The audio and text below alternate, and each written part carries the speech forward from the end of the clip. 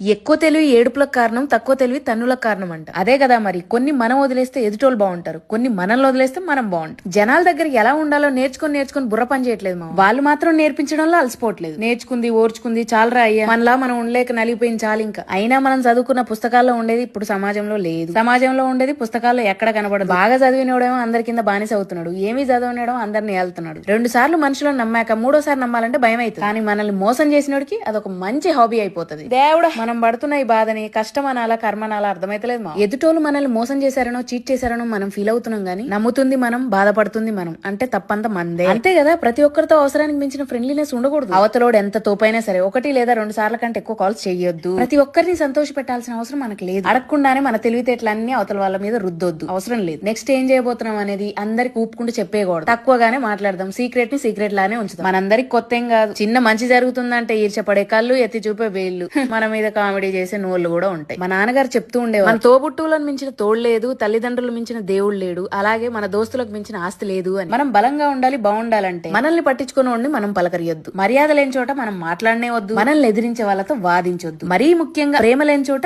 ఎదురు చూడొద్దు. ఒంటరిగా వచ్చాం ఒంటరిగా పోతాం. ఉన్నంతలో గట్టిగా తిని ప్రశాంతంగా ఉండండి మావా. ఎక్కువ